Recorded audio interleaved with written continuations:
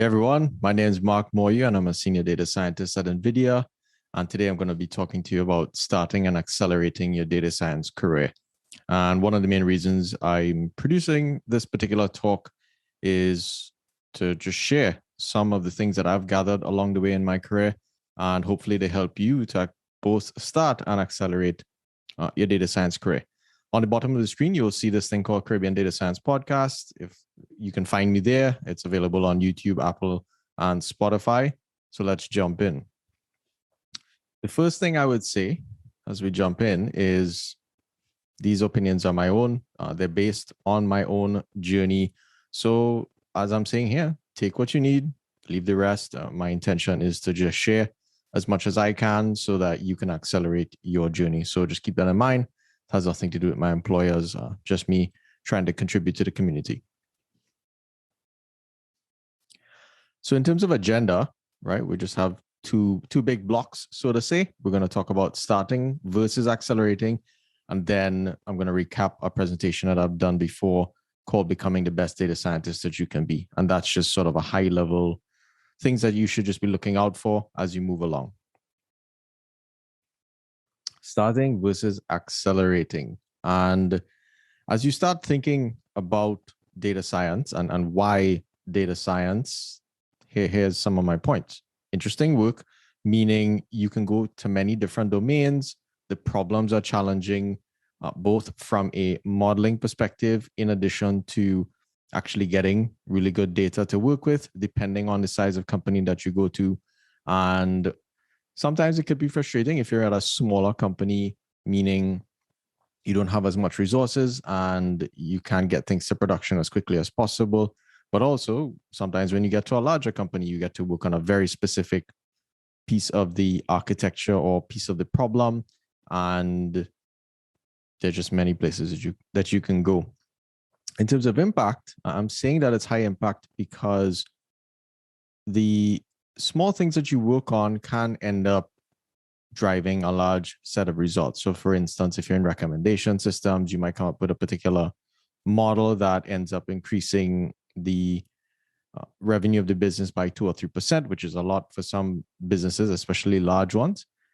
Next is good pay. Good pay meaning if you do really good work and you work for a very strong company, strong when I say strong, financially strong, oftentimes data scientists or people coming to the field expect these super high salaries, but you always have to keep in mind the economics of the business and what the business can afford and the general marketplace, okay, in addition to your skills. But if you're good, you will get paid quite well. And lastly, as I sort of mentioned close to the beginning, is that you can have many careers across different industries.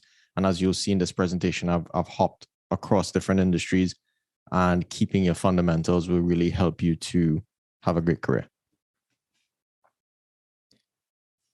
So the first thing, getting into data science is the hardest part, right? Getting the coveted title of data analyst, data scientist, it is hard. And I think you should always remember that it's really not easy. It will take a lot of work. No one can necessarily guarantee where your break will come from. So you have to do as much as possible for you to increase the chances that you'll get one of those positions.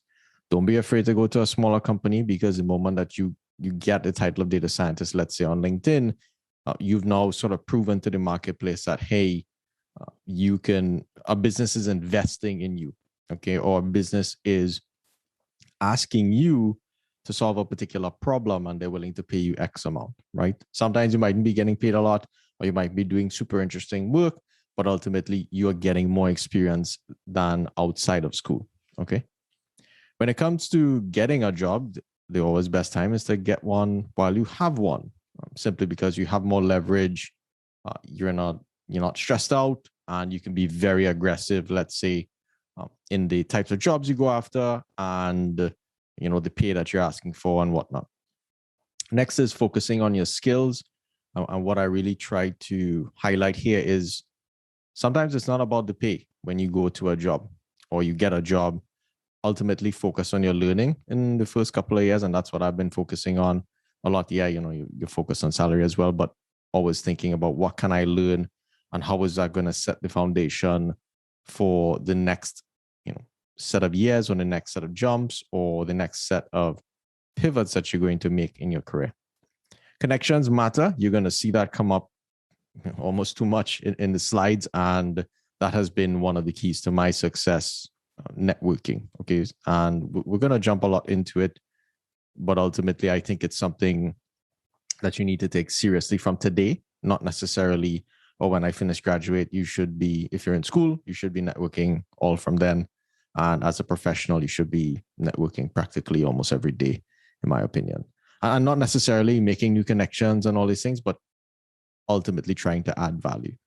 And the last one, the moment you get the data scientist title, get the data analyst title, what you have done is showcasing to the marketplace that, hey, you can contribute, right? If you're just coming out of school, it is oftentimes a little harder for an employer to judge, hey, can this person solve a problem? Can this person work in a professional environment? Can they deliver under particular deadlines, contribute to a company culture?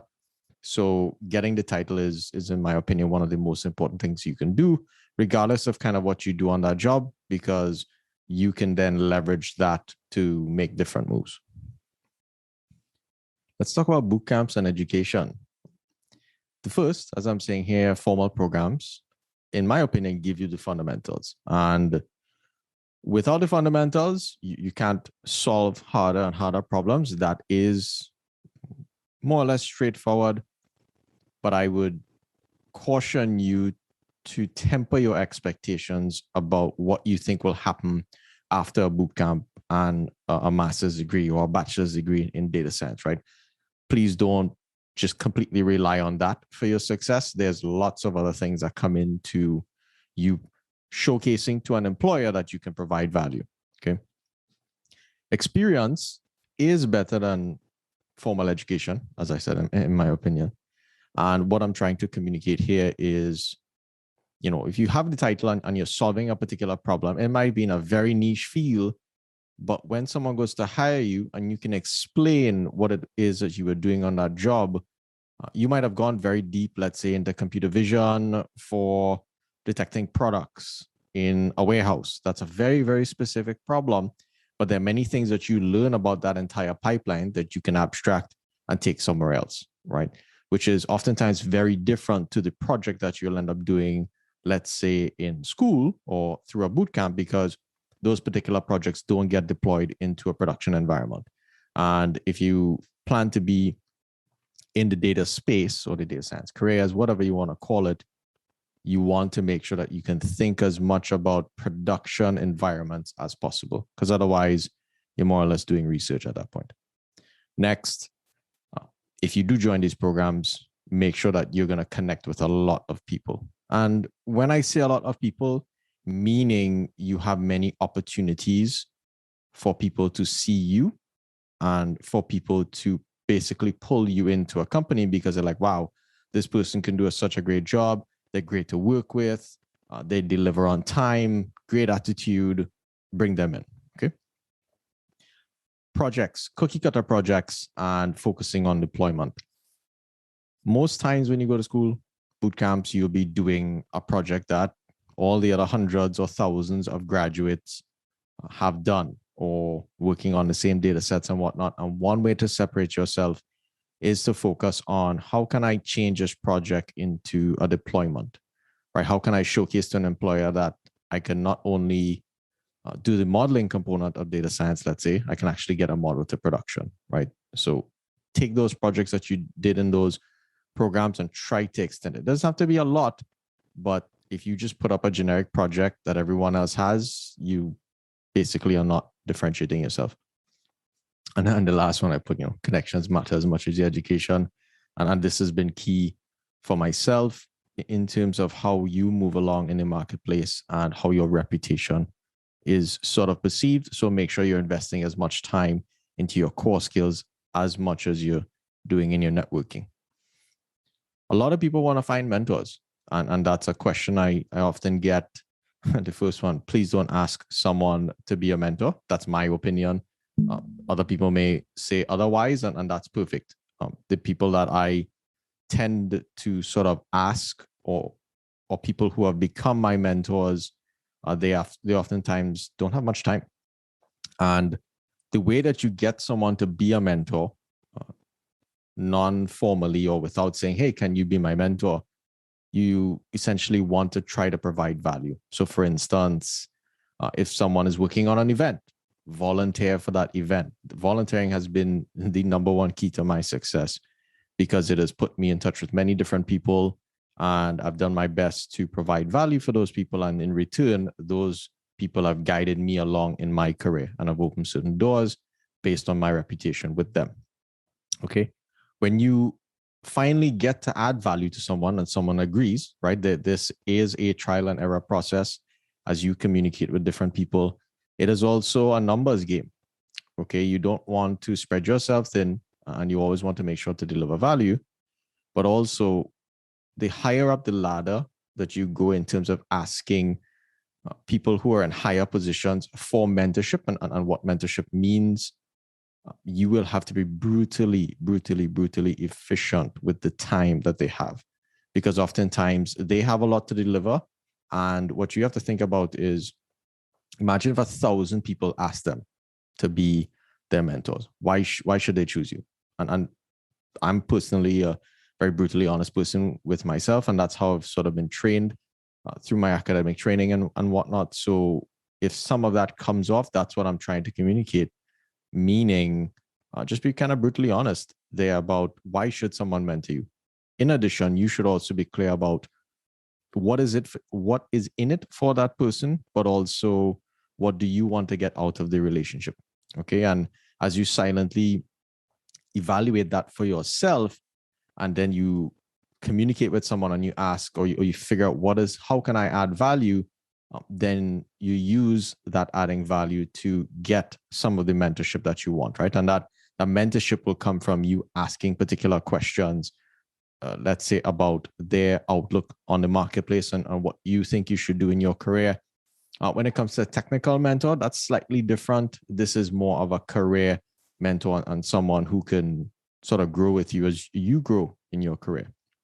But technical mentors will also sort of follow a similar path in terms of you contributing, let's say, some type of code, or you're doing documentation, and then that person says, oh, Mark is actually a useful data scientist.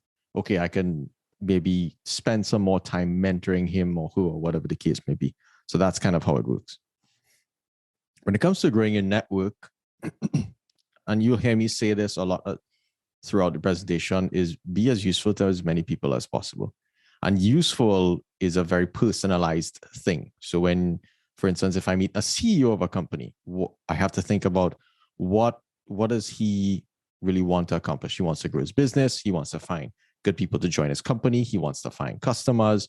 He also wants to understand the marketplace, the risks and whatnot. So depending on what I'm doing, I will tailor my conversation to that person to make sure that I'm aligning with what they need and not necessarily what I want.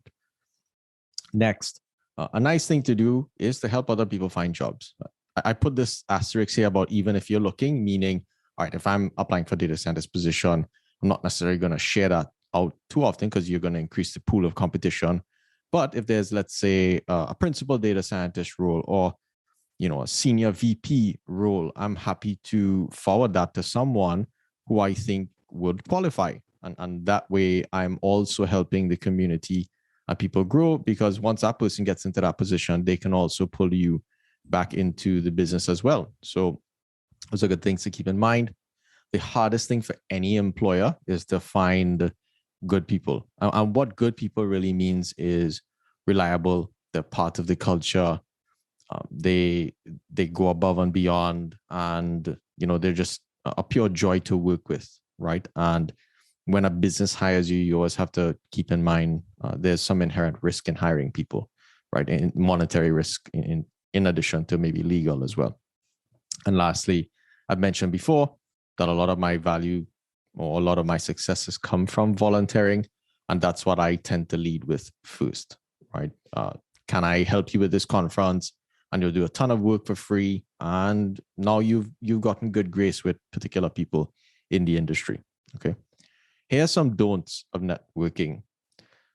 When you communicate through text, you always want to be respectful of someone's time.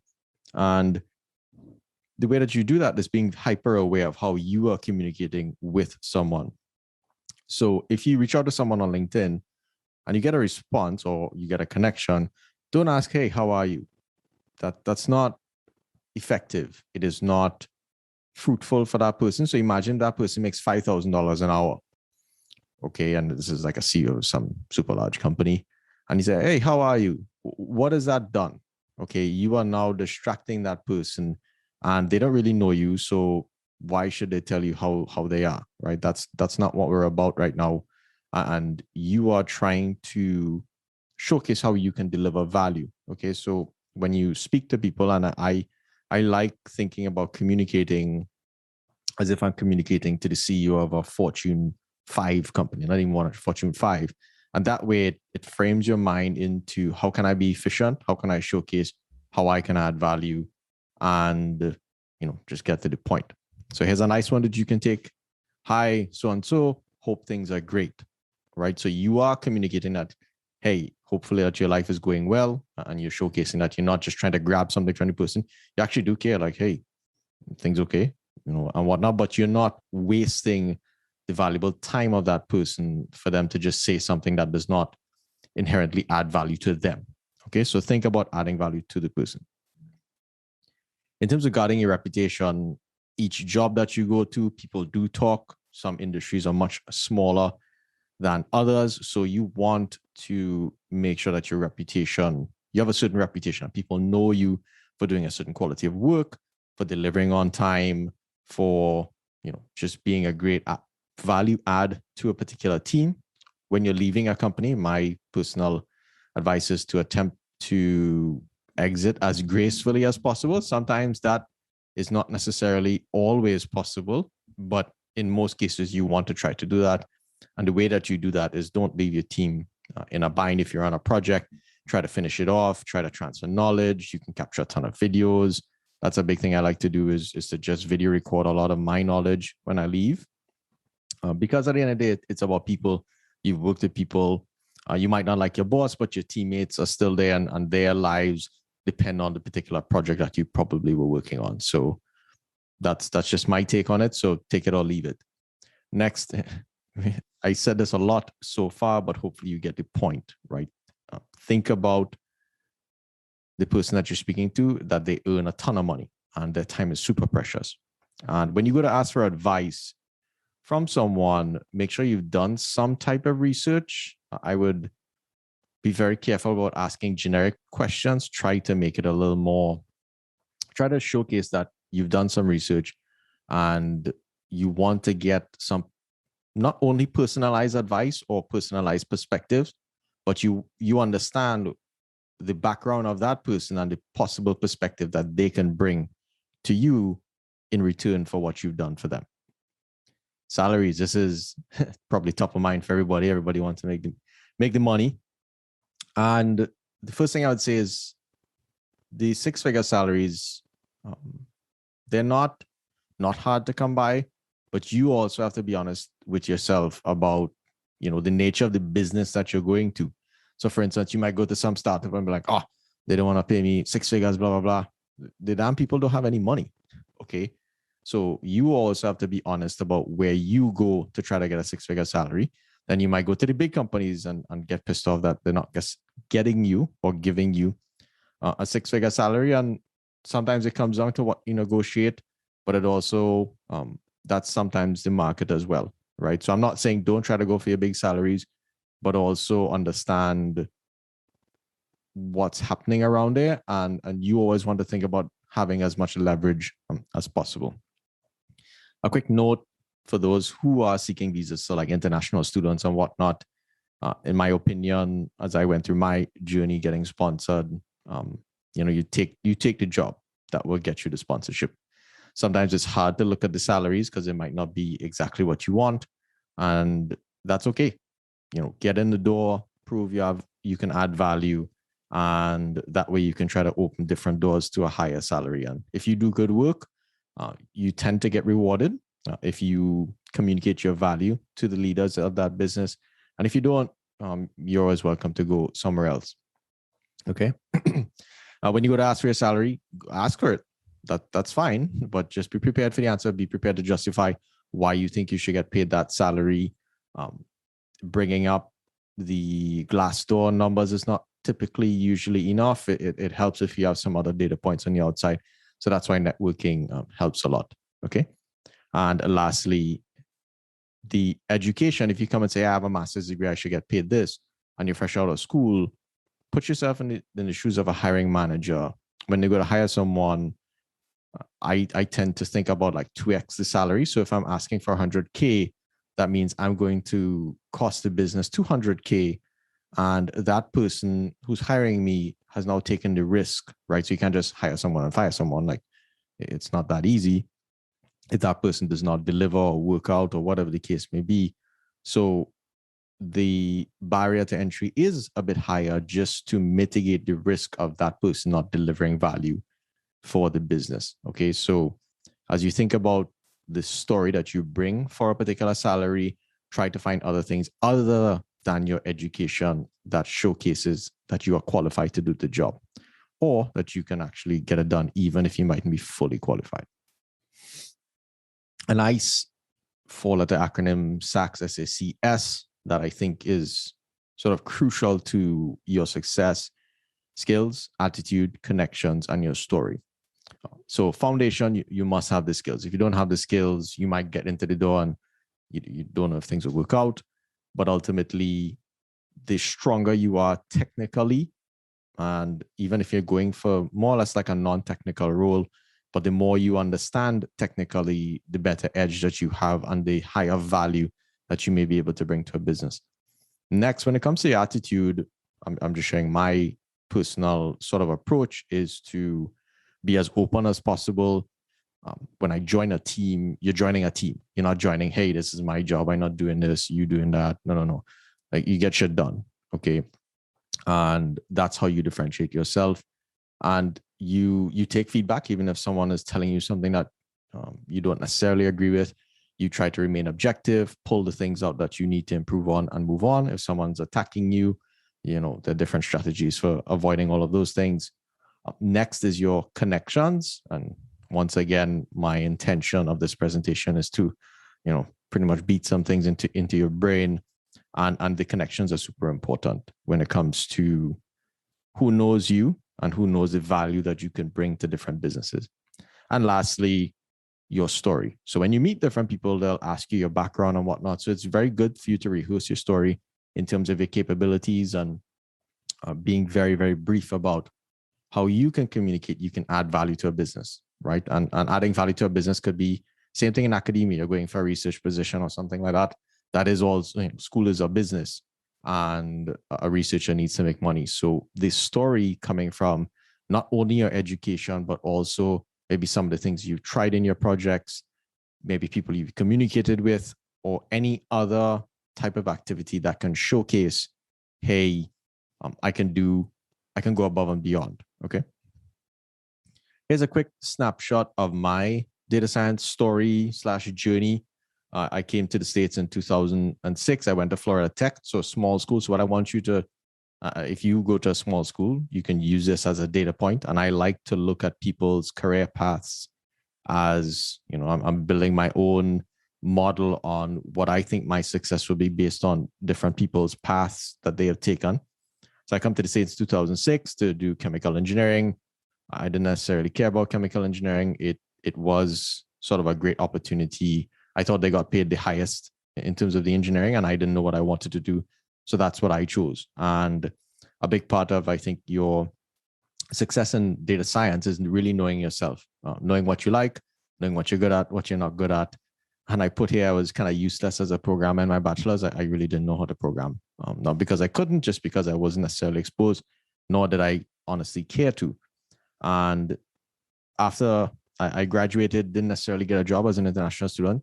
If you are an international student, you know how hard and stressful that can be. I was fortunate enough to get a scholarship to do my master's. So I chose systems engineering just because they didn't have much prerequisites. Not a super big fan of school. And I was fortunate enough to meet my advisor there who introduced me to machine learning, right? And one of the other things I want you to take away from at least my story is the more you network, the more you come into contact with people who can help guide your journey. And people, no one really makes it on their own. It's really about the people that help you along the way. So I finished that. I thought I was going to get a job at Microsoft. That didn't work out. So I decided to do my PhD because I actually really liked working with my advisor. Didn't necessarily have any other options. And if you don't know what international students face, is basically if you don't finish a degree, you get deported. So another piece of this story is once you start something, do your best to finish it. It is a little easier if you're going to get deported, so you have to finish it. And then during my PhD, I focused on computer vision, not necessarily from a deep learning standpoint. And then I got my first internship in my PhD at the end of my PhD. And I started working for a railroad company doing data science. So another point in the story I want you to take away is that, internships are super important, but don't give up, right? I got my first one in the last year of my PhD. That does not mean that I did not try the entire time. Things just didn't work out. But once you keep working hard and keep knocking on different doors, you never know what can really happen. So I worked in the railroad industry for 2 years, and then I went to work for LucidWorks, an enterprise search and recommendations company. So, completely switched fields. You got a nice salary bump. I work remote, tra-la-la. And from there, after 2 years, now I'm at NVIDIA doing deep learning for retail, but I also started doing sort of customer facing work in higher education and research, right? So that's just a quick snapshot of my own journey. But many of the doors that were open for me, or the way that I got into, let's say, all these different companies, really came from networking. And the other point I want you to walk away with is people always told me, don't get all your degrees at the same school, and probably worse yet, at a smaller school. And I think I always kept that in the back of my mind, and that pushed me to work a lot harder to disprove that point. So I'm very grateful to say that I've sort of disproven that in terms of the success that you can get. Okay, so it doesn't matter if you come from a small school and whatnot. Just make sure that you put yourself out there, you network, and things will work out if you don't give up. So this next set of the presentation, we're going to talk about becoming the best data scientist you can be, and the way that I'd like you to approach these particular slides, almost like daily reminders. Some you'll use every day, some you won't use every day, but they'll hopefully guide you on your journey, right? This is both you starting as a data scientist or as a professional, and there's always constant improvement and different levels to get to. The first is the job of a data scientist. As I'm saying here, you have to provide value. That's it, right? It's not about your education, where you're qualified, how much you get. Well, how much you get paid does matter in terms of your cost to the business, but your job is to solve some type of problem using data, and better yet, try to solve an impactful problem, if possible. Working on non-impactful problems doesn't necessarily do well for your own career progression. So try to get on projects that do have high impact and have high visibility, but make sure to deliver, because you don't deliver, it can also work out the other way as well. Learning something quickly. As a data scientist or someone in the data space, it is important for you to sort of understand the fundamentals. Data is data. Math is math, as I'm saying here. So if you have those good fundamentals, you can move from one industry to another, because it's just different data. You're applying very similar principles in terms of machine learning algorithms, machine learning techniques, but also the key part is you understanding the problems of that domain and the impact of solving those problems within the domain, in addition to how does that particular domain work, and all the constraints that you have to operate within. And lastly, if you have that firm understanding of how different algorithms work, you can hop into a new industry and pick it up quite fast. I would say learn data engineering, just because depending on the team that you get to, you might end up having a bunch of data engineers on your team, so they can handle a lot of the data movement. Sometimes you work in a smaller company and that will not be the case. So you work with data every day. So it is important for you to understand how it's stored. Data formats are quite important when it comes to production, things like precision, data flows, where is data coming from, how is it being communicated across different processes, now through different containers in microservices architectures. So that's something you want to educate yourself on, and you can educate yourself, right? Not necessarily, you might not get that in school or a boot camp, so keep that in mind. And you should aim to be a full stack data scientist. In terms of when you go to work for a smaller company, you have to do more. And the less you can do is the less impacted you can essentially have. Being useful is always a good thing, right? Sometimes you might end up spending a lot of time writing data engineering pipelines or pipelines to just gather data and pull data from different devices, let's say, and not necessarily doing more machine learning, modeling type work. And that's okay. You're gaining another skill set and you're adding value to the business. So focus on that as you get into a particular job. And lastly, when you go to production, the type of data that you're working with, the flow of that data, the format of that data, and different non sort of machine learning like things matter a lot for you to get performance in production. So just keep that one in mind. I got this advice from Ian Goodfellow, the guy, super famous Ian Goodfellow. And this was the one question I asked. And I asked him for some advice, and he was like, read papers. And I do struggle to read papers, so I'll sort of formally put that out there. I don't claim to be an expert paper reader, but I do appreciate the value of reading papers, and it is hard. So if you do struggle with it, welcome to the club. But ultimately, it helps to have a fair amount of colleagues who can help you read papers. That's some other advice I got from some senior researchers who are much higher in the game than I am. And then the other thing to think about is publishing is a game, meaning there are many grad students that their lives are tied up, and for them to get out, they have to get a particular publication, and they just have to get a publication. Sometimes they have to get a really good one, and oftentimes they just have to get one. So they're just trying to get something out as quickly as possible. Not saying they're not doing quality work, but keep that in mind as you read different papers as well. And if possible, try to implement more than you read, just to make sure you're cementing the things that you're reading. Once again, that is not easy, so don't feel too bad if you're not doing it all the time. And sometimes you just don't have time to do it. It does take some time to implement a paper. And not every paper that you read, you're going to implement. Next is writing clean code. If you're not a great programmer, I would say, like myself, I'm not a hardcore programmer. Writing really clean code is a good way to at least appease the people who are much better in programming than you. And you kind of show clarity of thought, but in addition, you're doing things that you are also good at, right? So try to do your best to comment code so that someone else who's coming into that code base can actually pick it up. And once again, just be diligent about it, right? Keep practicing writing clean code all the time. Something I like to do when I see a new code base, I don't understand maybe what's going on. I take a copy of that code and then I just go in and almost comment every line so I can sort of speak to myself about how things are working. And that's a nice way to also pick up new programming styles and whatnot. So keeping reusable code snippets, if you're not necessarily doing this today, definitely attempt to, because there's lots of code blocks that you would reuse. Let's say loading a CSV, doing plots, different types of things. And if you put it in a notebook, share it. Sharing is really one of the lifebloods, I would say, of any community, but more so the data science community. Knowing math is quite pivotal, in my opinion, right?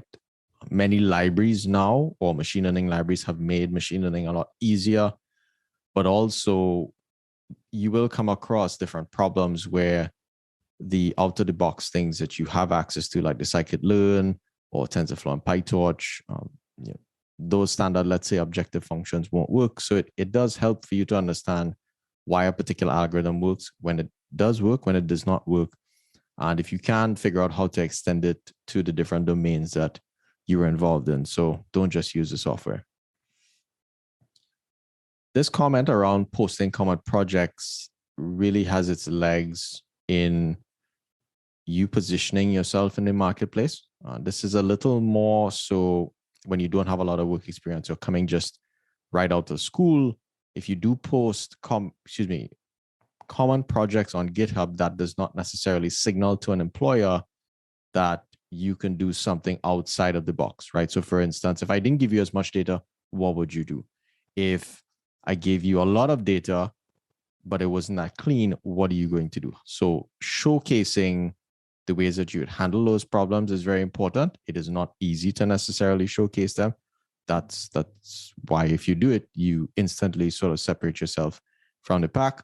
I do think it's probably better to put nothing, right? If you put another housing prediction thing up there, someone might just think, hey, you just copy this from someone, right? And notebooks are so freely available. So be a little careful, right? Don't hold this as a hard and fast rule, but think of ways to differentiate yourself. And this last one, posting Google Colab notebooks.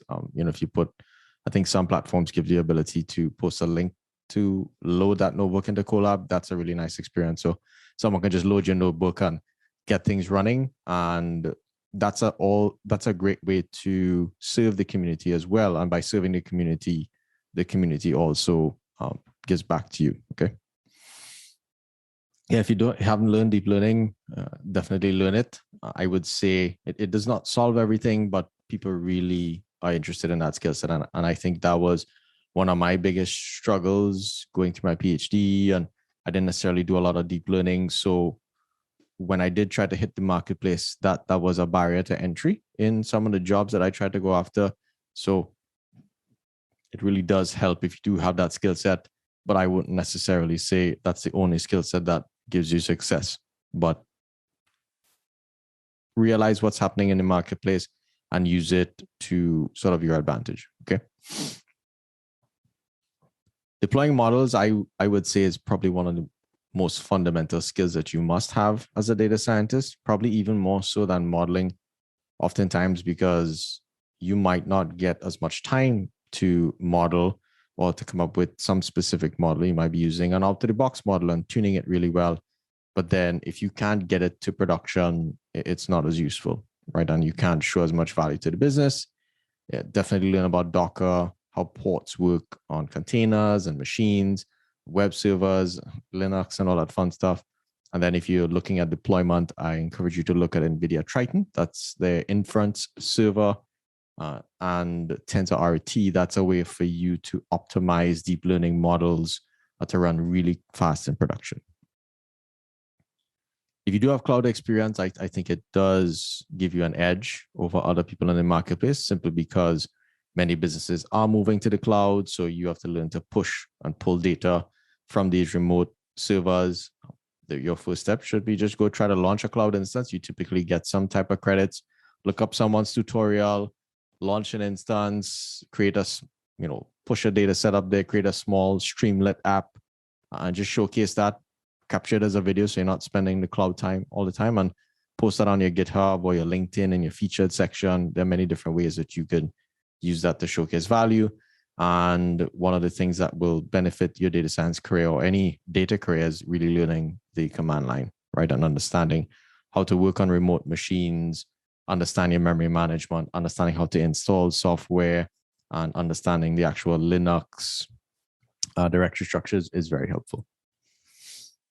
Being as technical as possible, this comes down to, call it job security, right? You tend to see people get released or fired from a job in businesses that are a little smaller. And so, for instance, you might be in a hyper growth startup, but the market doesn't pan out very well. So the startup has to sort of contract to make sure that they keep the business afloat. And oftentimes the non-technical team members tend to get cut first. So if you want to sort of make sure that you have I don't want to say a safe place, but you remain as valuable to the business as possible, be as technical as possible. And that doesn't mean you don't get to do non-technical things, but having both of those is always a benefit. In addition, if you can code anything you want, that's always cool. And lastly, you should aim to both sell and be technical. That is really a rare skill, and it doesn't mean, if it does not come naturally to you, it doesn't mean that you can't strive towards that, right? And sales is really the lifeblood of the economy, is lifeblood of your business. So it's not only the algorithms that you create. And if you learn to sell, you have to sell to your boss and do other things as well. So it's not only selling to customers. Question of the day: should you get a PhD or not? I would say if you're not doing research, you don't necessarily need a PhD. If you go into top research labs, you will tend to need a PhD. But ultimately, if you decide to go for one, in my opinion, your enjoyment and your success depends almost solely on the advisor that you get, right? They really make or break the PhD. And this is coming, at least from my perspective, of someone who doesn't really know exactly what you want to do in your PhD. This is not like you're probably a Ian Goodfellow where he knew exactly what he wanted to do and his advisors are just like guides for him to get to where he's going. So that's very different. So you also have to know yourself. One thing to keep in mind is that you do inherit your advisor's reputation and network. So the connections that they have, their standing in the academic marketplace, you will now be indoctrinated into that particular family, and you typically refer to your advisors as your fathers, mothers, grandpas, and whatnot. And there's this lineage across all the different educators in the PhD space, which is kind of interesting as well. But if you go do a PhD, get in and get out as quickly as possible, right? Unless you are really fascinated by that particular subject and you want to sit down there and enjoy that learning, definitely mad respect to you. And the way to get out quickly is to follow your advisor's lead, right? If you think about it, getting a PhD is getting 4 or 5 people to agree to give you entry into a club. This is you passing your classes and all that fun stuff. But when you go to defend if your advisors invested in the success of that project, they will tend to help formulate defenses around the work that you're doing, right? If you go do something that's completely orthogonal to something that your advisor is in, you don't have someone knowledgeable to help you with that problem as you try to develop your research, right? But if you follow something that your advisor is doing, that person is invested in it, they'll help you out and you'll move faster. And then when someone says, hey, this is crap, you're like, no, like I'm continuing this guy's research. And it's a lot better to, I would say faster in my opinion, to get out that way, right? And once you have a PhD, you can go study and publish and do whatever you want. You don't need a PhD to publish, by the way. So keep that one in mind. All right, how do you get a PhD? This is from a US perspective. Typically, you have to get at least 2 conferences and 2 journal papers out, depending on the program that you're in. They have to be, top tier journals, which is not, and conferences, which is not hard. Not easy. And if you do get sometimes like a top conference, that does end up counting as a journal as well. So the steps are, you find an advisor. I advise interviewing them before, talking to them, getting a feel, and really get to try to know them as a person. You apply for the program, you get admitted, and then you start choosing your area of research. I would recommend you start writing from day one. So as you read a paper, write a paragraph summary. Day one, you go find out what's the dissertation, LaTeX template. You load that up and just start putting stuff in there, put notes in there, because you'll end up using all of it at the end. Once you finish your classes, you'll have to study this thing called a qualifying exam. Your advisors and your committee will give you a bunch of books and say, read all of these books and be ready to answer any particular question.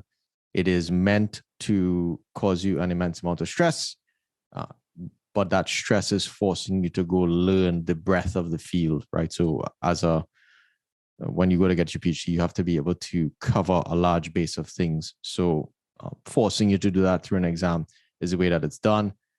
Once you get past that, you continue doing your research, you finish your classes, and then you go to your proposal. Once you finish your proposal or go up for your proposal, you should be at least 70% complete.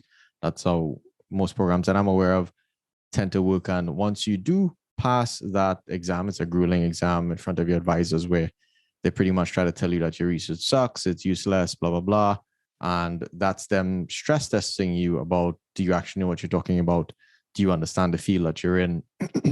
And once you do pass that, you become what's called a PhD candidate. And then I think your advisors have, they treat you a little differently at that point. And that's just part of the culture. Don't get pissed at it. It's interesting. And then once you finish your final defense, you're almost officially out. And then lastly, most people actually pass their defense, which you defend your research in front of your committee, blah, blah, blah. But sometimes they don't finish a document and then they're ABD, right? All but done. Just finish your damn document. It's hard, but get it done and finish your process. Okay. As an employee, as anyone who's interacting with a business or just in general in life, try to provide 10x returns either to your customers, to your company, whatever the case may be. So if you work for a company, think of the work that you're doing as providing 10x the value of your salary. That's a good gauge, in my opinion. And if you can do that, then you're really proving yourself to be useful or as useful as possible to the business. I tend to assume a cost of 2x your salary. So when you go to ask for certain things, or you think about the revenue that you should bring to the company so that you keep getting the money that you want, that's a good first number at least, right? So at least, hey, the work that I've done is covering my salary. You should be keeping me. And lastly, you should be able to communicate that value. So a nice thing I like to do is it's called a value sheet. So you're tracking all the work that you're doing, and then you basically highlight something good that you've done, right? And you sort of keep that away. So when you come up for a review and whatnot, you basically send your manager, like, here's all the things that I've done that are notoriety or noteworthy, and you sort of bring a case for why you should get a promotion and all these types of things. Being humble, this is quite simple. I don't think it's very easy sometimes to do. But what I'm trying to communicate here is, just be cool, right? It doesn't matter what degrees you have. Like, I personally don't like people to know that I have a PhD, just because I want people to feel comfortable. And I ask really silly questions all the time, but please don't ever make someone else feel stupid by taunting your knowledge. That's quite rude, and no one likes to work with people like that. And if someone doesn't understand something, take the time to explain it to them. I think it really helps, because they will also adopt that attitude and help someone else out to understand something. Okay, so please allow some stupid questions, and because you're going to ask a lot of them at some point.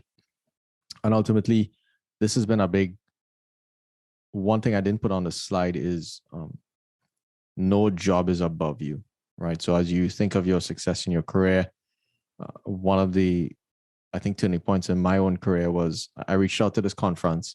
It was like $3,000 personal development conference. And I said, hey, even if I have to clean toilets, I'll come, because I didn't have the money to go as a student. But I was trying to volunteer, right? And I was able to volunteer. And that led to me meeting a lot of other people who've given me great connections to do this video that I'm doing now. But I came with the attitude of, it doesn't matter what I need to do to succeed, I'm going to get it done. So if you adopt some characteristics of that attitude, I think you'll be able to get a lot more success in your career. Being useful, while this may seem straightforward, this is also similar to the attitude before. When you join a company, it's not only to do your job, right? You are part of the team, and a company is just a group of people making a bunch of decisions to grow a business as much as possible, or be happy, depending on the value structure or the aim of that business. And I think you should ultimately try to add as much value as possible by doing what it takes to help the team succeed. This may sometimes mean doing more than another person, and that person might get paid more than you.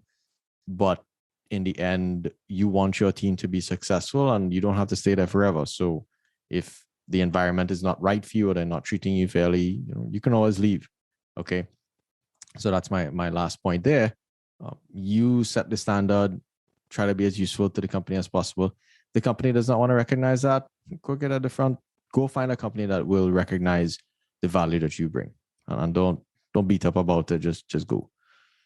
Being energetic, it does make a difference when people are excited to be in your presence. They're happy. They like to see you, and bring a certain level of energy to your work. If you show up, hey, how's things going? Yeah. Mm-hmm. It's not very helpful in terms of people perceiving you as someone who can get things done. And a lot of it comes down to perception, right? When people hear your reputation, all right, Mark is getting stuff done, so and so and so, and you're on it and you're doing things outside of your responsibility to try to contribute to the team. Those are the things that employers like to see. And I think anybody in general, right? So if you were hiring someone, you would love to see someone going above and beyond in your business if you're a CEO as well. Okay, machine learning is a team sport. There are many different team members that it takes to get a model to production. Like I said, don't be afraid to ask silly questions if you have a great environment where you can do so, but also learn to listen, right? There may be things that you may be doing wrong, some ways that you communicate that are not effective. This is very true when it comes to speaking to customers, the way that you communicate and present yourself and whatnot. You are putting the business at risk in terms of if you don't present yourself well or present well to a customer, you might miss that particular piece of revenue, let's say, right? So it's very important for you to be open to listening to feedback from people for yourself, but also just for your customers to find out what they want.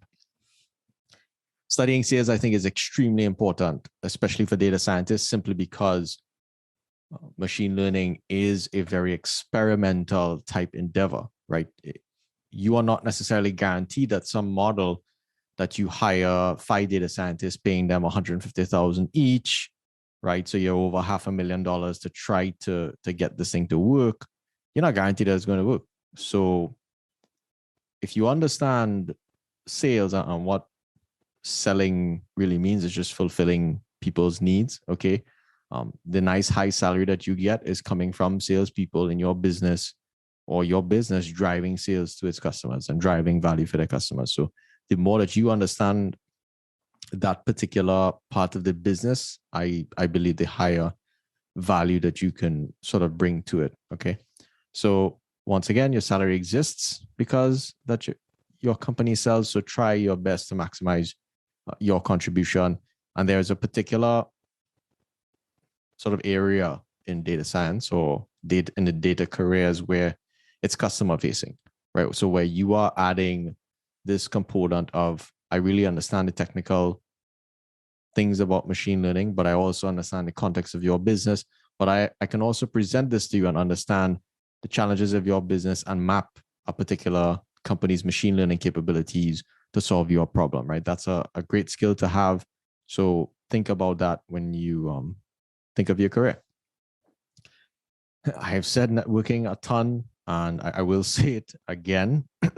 The fundamental key is attempting to add value. So whenever I meet someone, I try to understand what is it that they need? How can I provide it from within my network?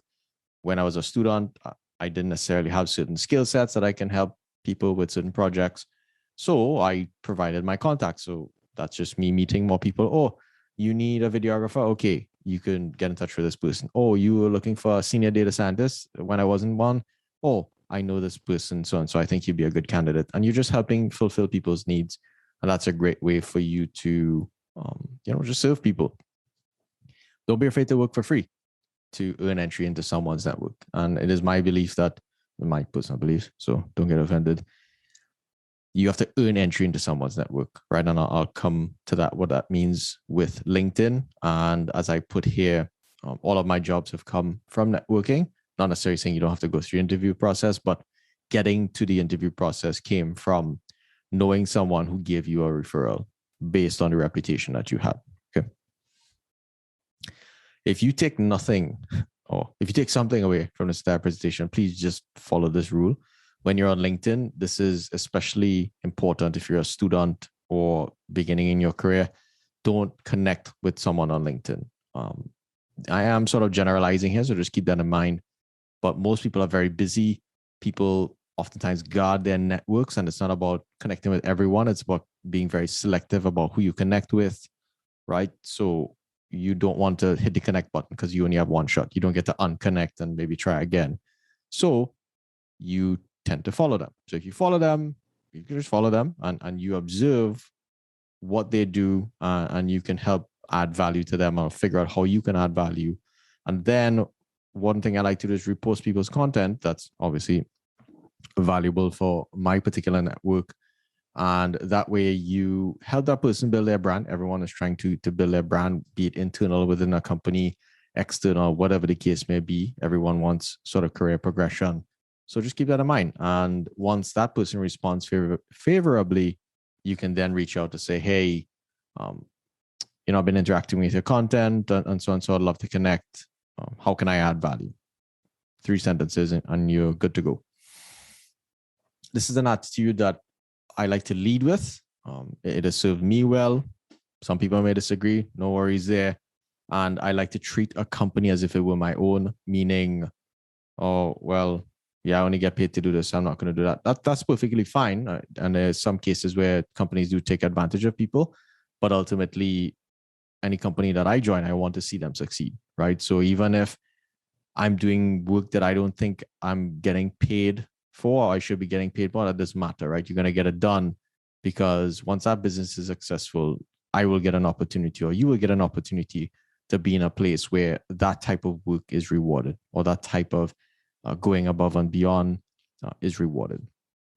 Learning about your domain, this is very important. You take your skills as a data scientist, you have all your fundamentals, and now you enter, let's say, the retail domain. So you understand how things are sold online and search and recommendations. Then you go to the railroad, how the trains work, what are the constraints of that business, what are they trying to optimize.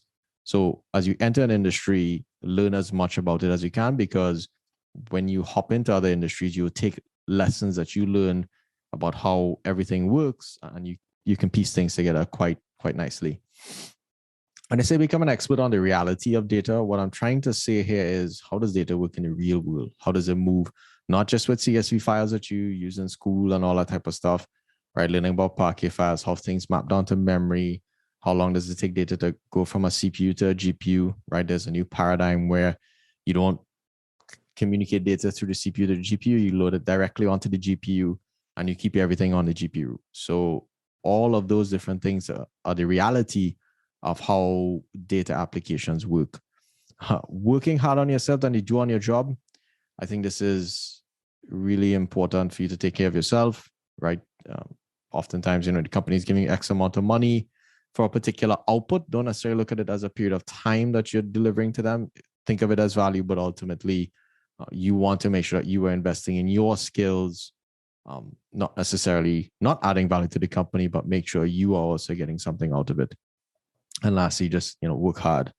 That if you do work hard, things will tend to shake out, and success will come. Dressing for success and exercising, these have been 2 keys to my success. So when I go visit my customers, I try to look as sharp as possible, just my own style. But also that comes into hygiene and things like that, right? So if I go talk to a customer that, let's say it's a $10 million deal or something, and my breath is smelling bad, or I have body odor and whatnot, and that person is just like, I don't want to deal with him. And that costs the company a $10 million deal, right? That's a very fictitious sort of example, but you kind of get the idea. Or for instance, you're in an office environment, those types of things come into play. And as you try to get into more leadership positions, you have to now be an example for other people, right? So keeping yourself a certain way and presenting yourself in a certain way is very important as you sort of move up the ladder. And when it comes to being fit, exercise is really good for keeping you sharp, de-stressing, all of those things, which you'll be doing a ton of work as a data scientist or anyone in the data career, data engineering, whatever the case may be. And my personal advice here is invest in some equipment for your home, because it'll make it a lot easier for you to manage your health. Almost getting there, it does take some time. And I think if you remind yourself it does take time, you'll beat up yourself a lot less. It'd be great if you don't beat up yourself at all. But different people have different strategies for motivating themselves. And the more expertise that you have, ultimately you can solve more problems. That's the idea there. So the more problems you can solve, it's the higher value that you can essentially bring. And when you go through your whole interviewing sort of career, and I call it an interviewing career just because you'll be interviewing at different times, don't be afraid of failing, right? When you enter an interview, bring your best self, right? That's, you would have studied. If you didn't prepare, still bring your best self and take something away from each interview. I've failed many interviews at top companies, and each time it has taught me, hey, I need to go learn about this. Hey, you should have prepared, blah, blah, blah. Oh, I'm not actually very good at answering these types of questions on the spot, so I need to work on this, those things. It's all a learning experience. And lastly, make sure you master the basics, because if you have really good first fundamentals, you can hop into many different industries very quickly without understanding much, because you understand the basics. So appreciate you listening today. And what I really want you to take away from this entire presentation is it is possible for you to break into data science. It is possible for you to have a great career. I put hustle harder because I'm personally always sort of putting myself out there and doing as much as I can, both within a business and outside of a business, to add value. So if you maybe follow some of those things or try some of those things, you will hopefully see some success. The Caribbean Data Science Podcast is on these different platforms that you see. And I encourage you to listen to some of those interviews, and you may learn some stuff from the people there. So once again, hope you learned a lot today, and take it away and go get yours. Later.